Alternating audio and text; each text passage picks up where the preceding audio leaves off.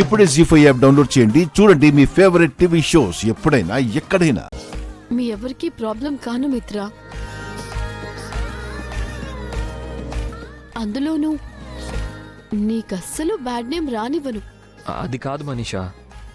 ఏం కాదు మిత్ర, నేను ఒంటరిగా ఢిల్లీ వెళ్తాను. నాకు తోడుగా ఎవ్వరూ రావాల్సిన అవసరం లేదు. నువ్వు కూడా వద్దు. అంటే మనీషా అది ఏంటి మిత్ర, నా మీద లక్ష్మికున్న కాన్ఫిడెన్స్ కూడా నీకు లేదా? మిత్రకి నువ్వైనా చెప్పు లక్ష్మి.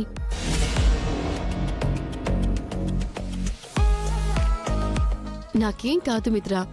ఆల్రెడీ రేపు నేను ఫ్లైట్ టికెట్ కూడా బుక్ చేసుకున్నాను. నా గురించి వరి అవ్వకు. వెళ్ళు, వెళ్ళి నీ పని చూసుకో. వెళ్ళు మిత్ర.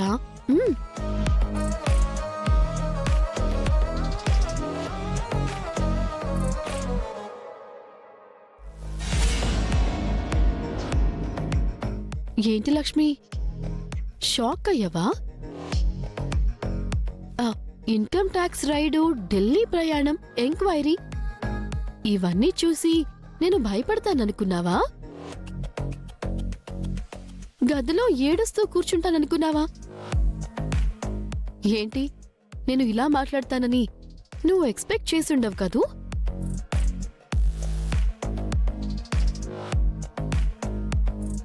ఇప్పుడే ఇలా ఉంటే రేపు ఇంకెలా ఉంటానో, ఇంకేమేం చేస్తానో నువ్వస్సలు ఊహించలేవు.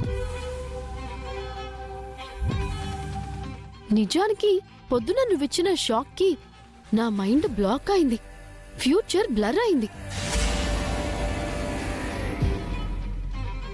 అదంతా కాసేపే. ఆ తర్వాత ఆలోచించాను, నువ్విచ్చిన గిఫ్ట్కి నేను రిటర్న్ గిఫ్ట్ ఇవ్వాలి కదా. అదేంటి అని నీ చిట్టి బ్రెయిన్తో గెస్ చెయ్. రేపు ట్రిగ్గర్ నొక్కబోతున్నాను. బూమ్.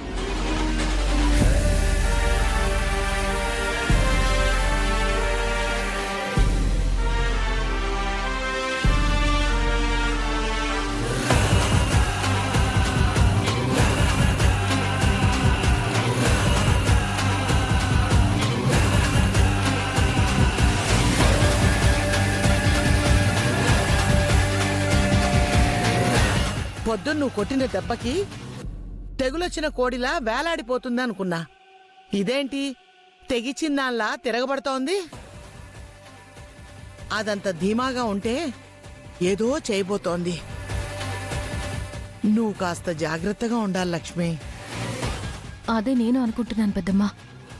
ఇంత తక్కువ గ్యాప్లో మనీషా ఏం ఆలోచించుంటుంది? అసలు రేపేం చేయబోతోంది? నాకు తెలిసి అది ఈ ఇల్లు వదిలి ఎక్కడికి వెళ్ళదు. ఇంట్లోనే ఉండిపోవడానికి పెద్ద ప్లానే వేసుంటుంది. ఎలాగో అలా దాని ఎత్తేంటో కనిపెట్టి రేపు దాన్ని చిత్తు చెయ్యొచ్చు.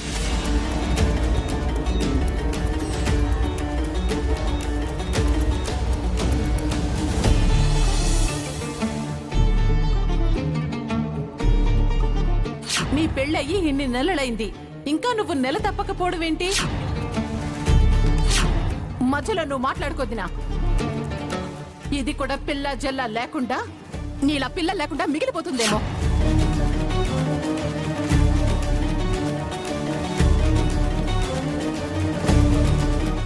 జాను, పద భోంచేద్దాం. నాకు ఆకలిగా లేదు. నాకు ఆకలేస్తుంది. వేస్తే మీరెళ్ళి తినండి. నువ్వు లేకుండా నేనెలా తింటాను? మీ అమ్ముంది కదా, వడ్డిస్తుంది. వెళ్ళి తినండి. నీ కోపం నా మీద, మా అమ్మ మీద? నా మీద. చూడు జాను, మా అమ్మేదో చెప్పింది, నేనేదో అడిగాను, నువ్వేదో చెప్పావు. ఇదంతా కాదు. మనం వెళ్ళి టెస్ట్ చేయించుకుంటే అసలు ఏమైంది?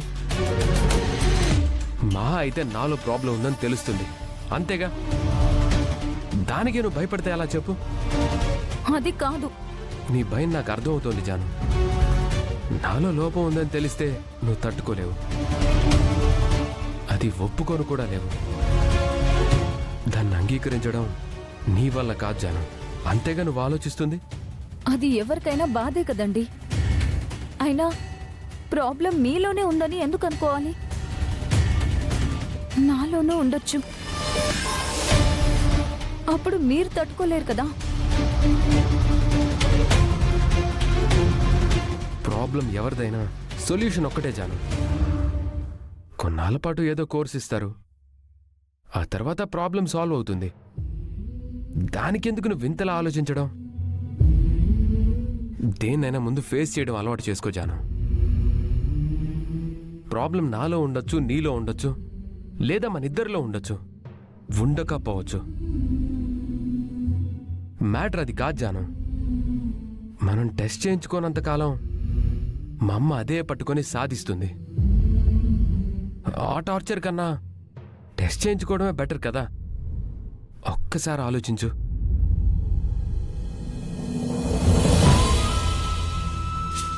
అలా అని నేను నిన్నేం ఫోర్స్ చేయడం లేదు. అర్థమైంది, కన్విన్స్ చేస్తున్నారు. మరి కన్విన్స్ అయ్యావా? మీ అమ్మ కోసం కాదు, కానీ మీకోసం వస్తాను. రేపే హాస్పిటల్కి వెళ్దాం.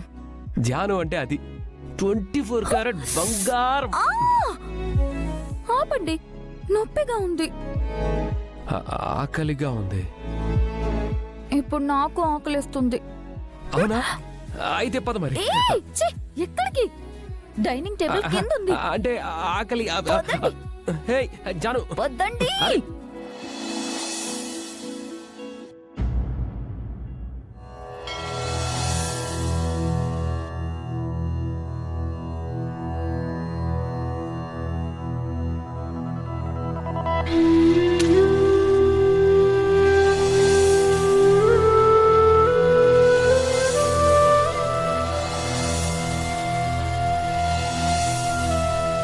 లక్ష్మి,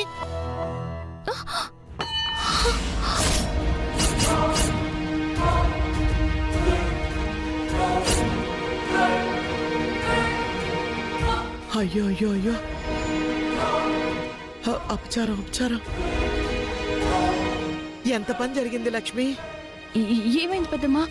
పూజ మందిరంలో ఇలా జరగడం అపశగనం లక్ష్మి. ఏదో కీడు సంభవిస్తోంది. అలా ఏం జరగదు పెద్దమ్మా.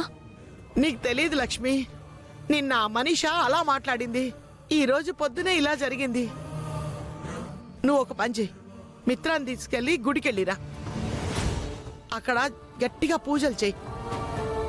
అలాగే నవగ్రహాల దగ్గర దీపాలు వెలిగించు. శని నెత్తి మీద కూర్చున్నట్టుంది, అన్ని దోషాలు పోవాలి.